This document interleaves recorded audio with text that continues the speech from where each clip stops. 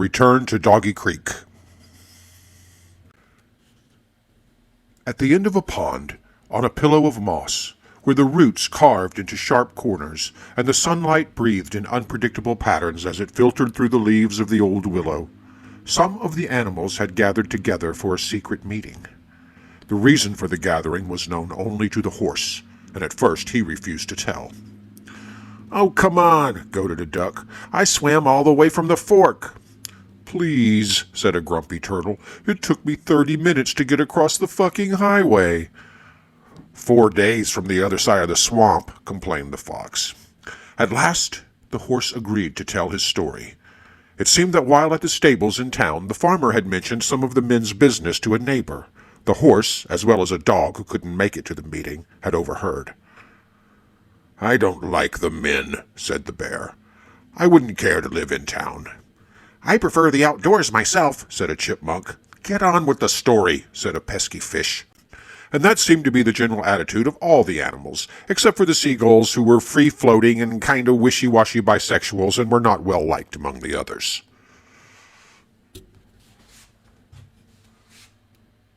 Any message at all might have been read into the shapes that lingered above the still waters of Doggy Creek. The green moss drifted across reflections like dead ladies' hair, and patterns arrived and waved and disappeared in the black water, and people were led to believe all manner of things, whether they were true or not. Well, only the dead would know that, for no one had seen the thing and lived.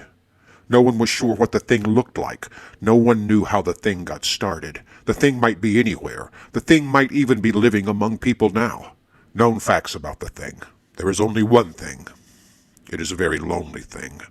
In the night one can hear it cry, a weeping scream, terrible, lonely heart scream. The thing was known to kill people. The thing was always nearby. Old people went to the thing when it was time to die. Meanwhile, back in town, inside the Doggy Creek Cinema 6, the lights have dimmed and a sinister movie has begun. The dark screen opens up on a sunset over the exterior of a radar station. The huge radar receivers begin to twist slowly. A caption appears in the lower left-hand corner of the screen. Hazleton, Pennsylvania, 1976. The next shot reveals a radar screen. In the glass covering, we see the reflection of Eugene's face. Suddenly, a green blip appears, something very large and very fast. A red light, obviously signifying danger when coupled with Eugene's facial expression, begins to blink below the radar screen. Eugene. "Wow." Eugene, in a side view, turns the receiving dial. An exterior shot of the station shows the receivers turn back to their original positions. The sun is almost down now. The radar screen, still reflecting Eugene's face, now fearful and curious at the same time, begins to show the blip. Eugene turns toward the camera. Eugene.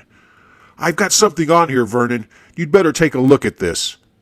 Vernon is standing in front of some complex-looking machinery, taking notes, seemingly uninterested. Vernon. "What is it, Eugene?" Eugene watches the green blip and adjusts some tracking equipment. Eugene. "I think you better look at this, Vernon." Vernon comes in and casually leans over Eugene's shoulder. On the screen, the blip continues flashing. The red warning light below continues flashing. The lights accentuate the ignorant fear on the faces of the two men reflected in the glass. Vernon. "Wow." Eugene. "That's what I said." Vernon. "That thing must be huge. You put a tracker on it and see if you can figure out where it came from. I'm going to call the Air Force and see if they know what this is all about. Which way is it headed?" Eugene. "Down. If its trajectory remains the same, I'd say it's heading down south. Arkansas, Mississippi, maybe?" The screen dissolves and reopens on the night sky above a rural farmhouse. A caption reads, Doggy Creek, Arkansas. A few hoots and hollers are heard from roughnecks in the audience, excited by the mention of their hometown in a Hollywood movie. In the sky, a red, yellow, flaming dot appears, growing in size and intensity as it approaches the farmhouse. At last, the doll is a huge ball of flame that passes directly over the farmhouse. It just misses the house, in fact, and crashes somewhere off to the left of the screen, shaking the ground and nearby trees. A comfortably noticeable amount of time passes and a column falls from the front porch, causing about half of the porch's roof to collapse. A little more time passes without incident. A light appears in an upstairs window and a voice is heard. "Edith? Is that you?" Dramatic music up. Cut away to a shot of the flames in the pasture where the object has crashed. A closer shot of the flames is a total abstraction, reds and yellows dancing against the dark sky. The music becomes more diabolical and distinct, and amidst all this we see the movie's title, Return to Doggy Creek. More hoots and hollers. Herewith are contained some of the true events surrounding the creature of Doggy Creek. Deep in the Porcelana National Forest, between the ever-changing bog and the bridge north of Highway 6, lies the region of Doggy Creek. And out there, somewhere, between the foaming muck and the steaming mire, dwells the so-called Doggy Creek monster. Some say the monster is only a legend, used by parents to frighten children. Others say the legend is the work of pranksters and filmmakers. Still others, like 70-year-old Ezra Harrison, believe they know the truth about the monster. Ezra Harrison, professional frog digger, Doggy Creek resident for 70 years. I've been living in these parts all my life. I reckon I know about as much about the monster as anybody. Do tell. Truth is, he's a violent and maniacal mutation caused by improperly disposed of uranium ores, a blood-crazed 9-foot hippie with an insatiable taste for human flesh. Pearl Harbor, housewife, Doggy Creek resident for 7 years. Listen, I'm from Los Angeles. I have friends at United Artists. The whole thing is a fake. They didn't even make the movie here. They made it in the Everglades. The young people, ever since the movie came out, all this publicity, it's gone to their heads. It's all you hear about anymore. Dirk Knob, KTRB News Team. I'm standing here in front of a picture of the Doggy Creek area where a huge meteor of enormous size has just crashing, leaving in its wake this gigantic crater, perhaps 40 feet in diameter. As you can see, local science teachers, coupled with our crack KTRB weather staff, are busy studying this amazing phenomena right at this very moment, while they await even more imminent authorities from around the world. We already have cohesive, unconfirmed evidence that this could be perhaps the largest meteor ever to land in this part of the country. I understand that we have on our hands Mr. Forbert's son, Rex, who was a witness to this astounding incident. Hello, Rex. Rex. Hello. Rex, I understand you saw this incident occur when it happened. Am I right? Rex. Right. And where were you when this crash took place? Rex. Right over there, by the fence. And just what were you doing there? Rex. I'd rather not say. Dirk looks at Rex, agitated, as if Rex were trying to overthrow the entire institution of TV journalism. An explosion takes place off camera, throwing a shower of electrical sparks onto the two men.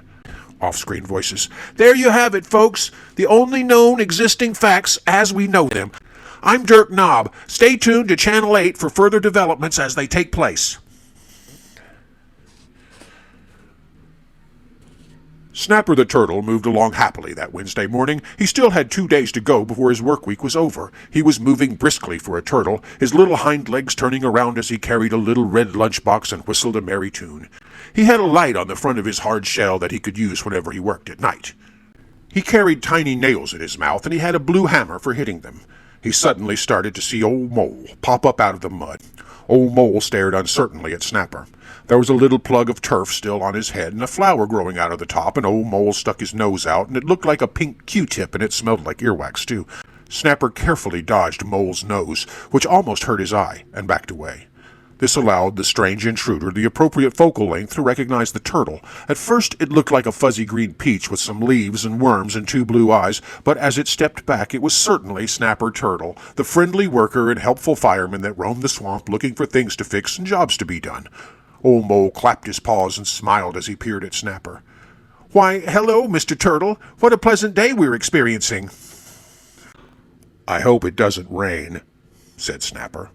Oh, certainly not, Mr. Turtle. I'm very busy today, and I gotta go over to a muddy stump and do some nailing. Splendid, splendid.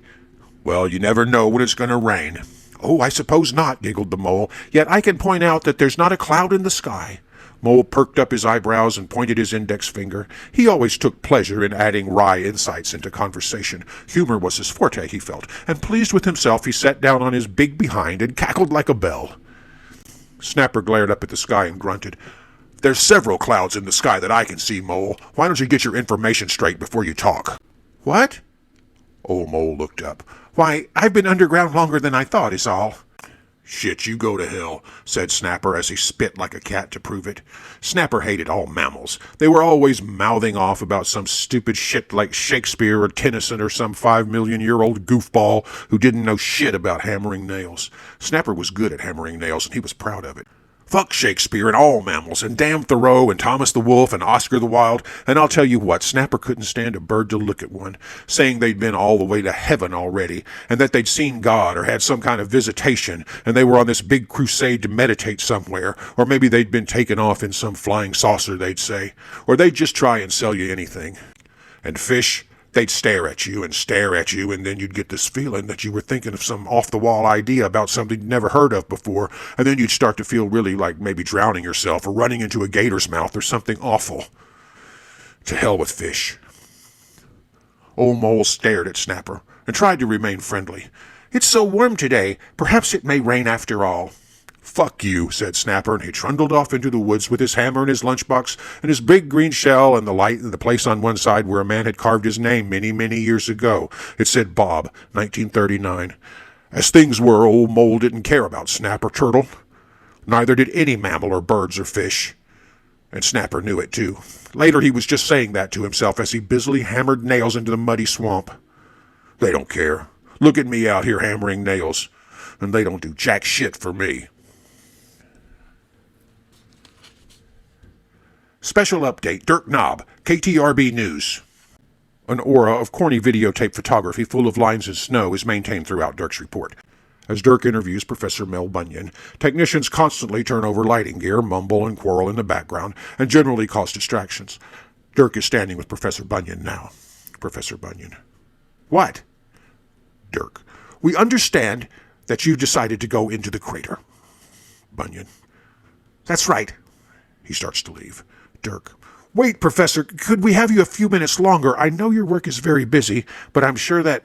Bunyan. What? Dirk. Could we get you to answer just a few of the disturbing and insatiable questions which, I'm sure, are plaguing the minds of our television viewers? Bunyan. Ahem. Yes. Dirk.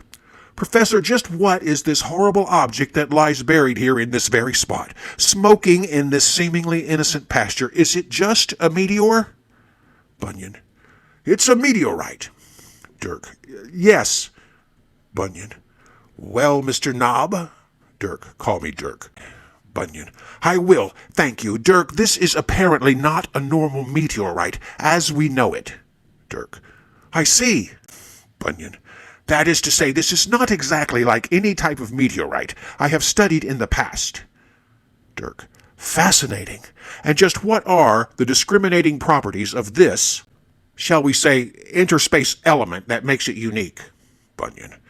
Well, Dirk, this one is different. Dirk. Different? Bunyan. That's right. Dirk. Well, have you discovered anything specific that might constitute a distinctive quality to distinguish this precise intergalactic item? Bunyan. Well, there is one thing. Dirk. Yes? Bunyan. Mr. Forbert found it after the crash occurred.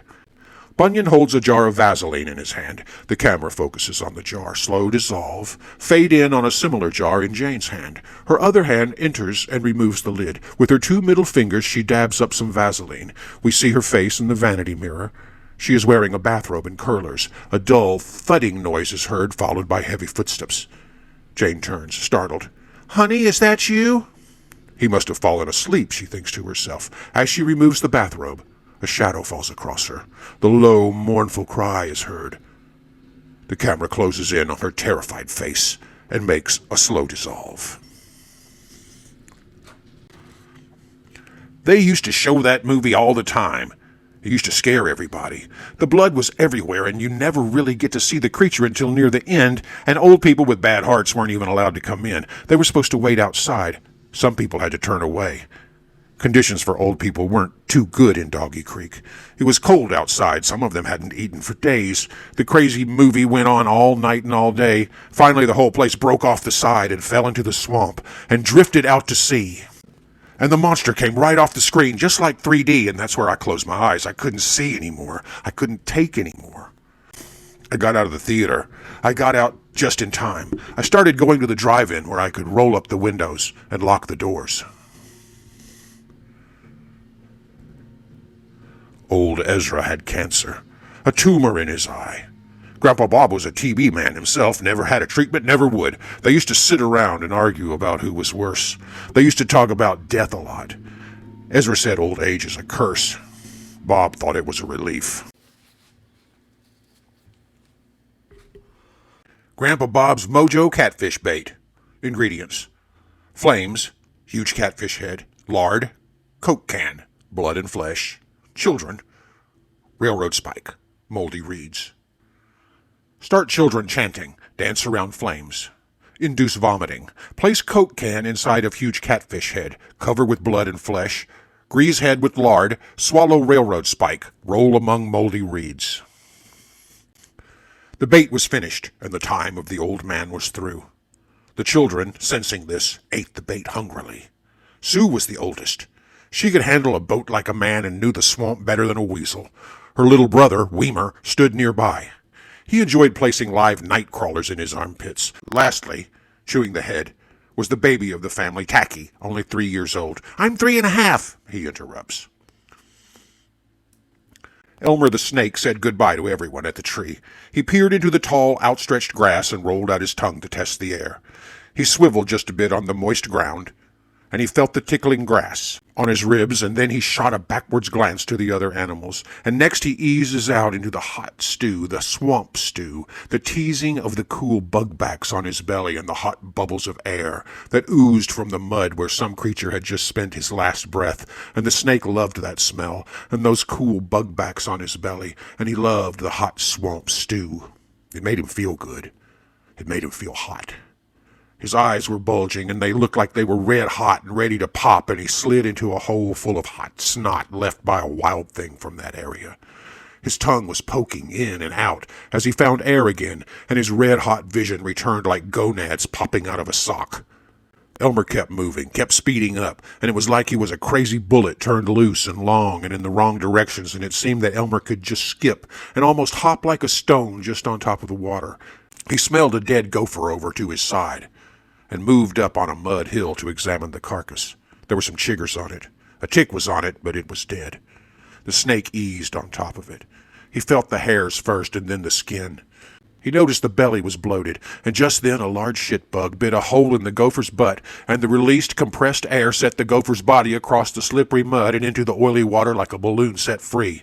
It skidded onto a short stretch of grass, and Elmer wriggled off the carcass. He said goodbye to the chiggers and turned forward into the grass. He shot a steely glance to the shitbug, but said nothing. All snakes worry that someone might be looking over their shoulders. On the other hand, he didn't have any shoulders, and besides that, he liked to be watched, to be admired, especially while mating. Elmer smelled a peculiar odor as he climbed atop a pile of dead leaves. A dragonfly buzzed his head. He coiled up and began to poke his head up and down amongst the grass, looking for eggs to suck, and mice holes to enter, and hot snot piles to explore, and old chicken bones to lick, and fly-covered pies of chocolatey turds for no other reason than just to twist into their warm centers and move in and out of the cool black juice. Then the mound of leaves began to move. From one side, Janet Badger emerged, licking her nose to remove the dust. Badgers don't see so good, but they can smell you. As soon as she smelled the air, she glanced at Elmer over her left shoulder. She started, but it was too late. Elmer had already drilled his fangs into her eyebrow like a bolt of lightning, and then sprang back to his position atop the leaves. It happened so fast that Elmer himself didn't even notice until a second later, when he tasted the blood on his tongue. Janet tumbled several feet away from the impact. Elmer darted right and disappeared into the grass. Janet looked into her nest to check on her pups. There she saw 2 badger babies asleep on their leafy beds. The poison had not yet begun to affect her mind, but within an hour she had killed one of the babies as well as chewed off one of her own front feet, only to die, convulsing and paralyzed. The other pup wandered for a while around and around the little stretch of grass, but soon it was killed by ticks. Ticks were a big problem, but not so much for Elmer. Mostly the ticks liked the warm-blooded animals like the badgers and moles and hot little hamster things, and boy did they love a hedgehog. A rat was okay too. 1 tick could kill a rat in about 3 weeks. Grandpa Bob put his watch to his ear and listened to the sound it made. He sat at the window and watched the blackbirds lighten the branches of an old tree, and he looked across the desert swamp of summer and into the evergreens. He watched cartoons, and Kojak was on TV, and the window was just a barrier like time he could see through, and yet he could not pass. And it was just glass, and it was only water drifting down across 100 years into a pool like a joke shop mistake laid out and everybody laughing. And all the cars passing, heading for the bright lights beyond the woods. He felt like he was passing through a tunnel, and well, he had lived in this one town all his life, and turning to the wall he saw only memories, the burden of which passed into forever. For forever does not include the past. Not until later, not until tomorrow, not until the millions of reruns of Lucy run out. Never. Grandpa Bob passed right through the glass and over the evergreens and straight up into outer space, into a place like a big city swimming in clouds. And it looked just like a city, all made out of pastries and little candies, and there were giant peppermint sticks for trees, and ice cream cones instead of pine cones, and nobody had bones. They all looked like rubber, and it was always summer, and everyone was tan, and all the tattoos were washed away, and cruelty and vice were only unpleasant memories, and there was great sex, but no one ever married, and all the ladies were nuns, and Grandpa liked it there. It was heaven. And there was a river that ran right through the middle of heaven, and it was the water of life. And anybody that drank from this river never got thirsty again, and they never got old, and they became like clouds and wind and ghosts and memories. They were like traditions, and they never died. They got younger, and those wrinkles and those embarrassing age spots disappeared, and so did all the memories and all that loneliness when the wife was dead, and when he was just rocking in that chair and waiting to die and reaching into time. And gone, too, were the leadership skills and much of the acquired wisdom Bob had known through rich and varied experiences. Bob's watch stopped. He noticed his heart wasn't beating. His hair had turned black again, and wow, it was just so much easier to breathe. He wasn't breathing. He was young again. Not only that, he had one hell of an appetite. So a big feast was called in his honor, and he was told that soon old Ezra would be coming to join him, and they could resume their debate on the subjects of old age and death, although here it didn't really seem to matter. Finally, the big day came when Grandpa Bob was taken to meet God. God was an old man on a golden throne with a long white beard and a big stick, and he had hundreds of faces and a million arms, and sometimes he was nothing at all, just a kind of mysterious force. And sometimes he was only a flame dancing on top of a raindrop, and he was all the time giving presents and then taking them away later, and he always forgave everybody, even Nixon. But some people he had to send to hell, even though he didn't really want to. Even God has to follow rules. Oh, pixie dust. Peter Pan felt like he'd had too much. He wasn't old enough to get in to see the movie. He wished he could get a little older, but there was still too much dust on his shoulder. He did a special dance with a shuffle and a kick. Surely that would do the trick. He drifted through the main street and past the windows of the town and floated across the space and the frost and the air and all the way to Times Square, and he came back in a year, and the movie wasn't even playing there, and so he just booked right back to Neverland, and we never saw him again except on TV and in books and on some postcards we once picked up. Separate the man from the boy, and you just have to make some kind of distinction between the two, and between the place where dreams end, and the city finally stops, and the jungle begins. And that was 2 steps for a man, 4 steps for a boy, and the Plymouth doesn't run good anymore. And the man behind the wheel has fathered 50 sons, and the things he touched, were they left with grace or a scar? He made some of them suffer, and some of them smile, or seem to smile, and he nodded yes when he really meant no sometimes. And as a result of this, some people got the wrong impression. Wah Wah Woodpecker. He's just one of those fellows, always playing jokes, and sometimes it can drive you crazy. Sometimes somebody would say something to him, and if he thought they were crazy or just wrong, he'd do something like pretend they'd farted and hold his beak, or he'd make some jerky noise like they were stupid, or he'd just go, what, over and over, or laugh some crazy way and crow like a chicken, or he'd go spastic, yuck, and do a flip and bust his head on a rock, or he'd bang himself into a tree and pretend he'd passed out, or go flying headlong into a pond and half drown himself, or batter his beak with a stick till he got a nosebleed, or just draw these crazy circles against his head with his finger like he was completely nuts. He'd yodel and sing all day, just happy as a clam most days, while he was either playing some dangerous joke on a person or banging his head on a tree until he'd finally knock himself out and fall over. If he was lucky, he'd squash a beetle or a termite on his nose and get something for dinner. Grandpa Bob lay still in his coffin, a thief in the lonely night of time. Old Ezra tried to keep him in historical perspective by thinking about his past. Usually, for an hour or so around lunchtime, old Ezra would still get the idea he might set up the checkerboard and wait for his old friend's arrival. But then he would remember that his good friend was dead, and he'd never married, and now nobody ever came to visit him. He didn't go out much. Sometimes he'd go to the 7-Eleven for a burrito or something. He'd get a quart of beer and he'd watch TV, or he'd buy a Reader's Digest. Ho-hum. The fierce Doggy Creek night had yet to settle in like a guillotine. Doggy Creek madness. Doggy Creek fever. The chicken-hearted forest shuffled, and leaves turned ever so slow in the wind that spread out the pond like a sheet, starting over and falling silently, wrinkling like old faces upon the black reflections no one could see. She spread young Bob out there on the gray moss on the ridge, and one gator was watching, a fly on his eye. He couldn't feel it. He didn't care. She gathered her hair and her face and her smile above him. He saw the blue locks turn in the wind and seem to tangle in the trees and the spinning clouds, and she laughed with her eyes, nothing else. Maybe her smile. Their lips touched. She closed her eyes, and he closed his eyes, and the moss and the wet grass were like old socks the way they smelled, and the sounds could still be heard, and the feeling of wet, dry lips. Not a kiss, but a touch, only a second, but forever with eyes closed, and the sky, and time were no longer boundaries at all. And the world is not a room, and doesn't stop for space, and time leaked out of their heads from mouth to mouth, taste to taste, like to like, and sharing heads in only a very small space for a person. And the eyes opened, and twilight was upon them, and the hum of frogs, more frogs, and gators.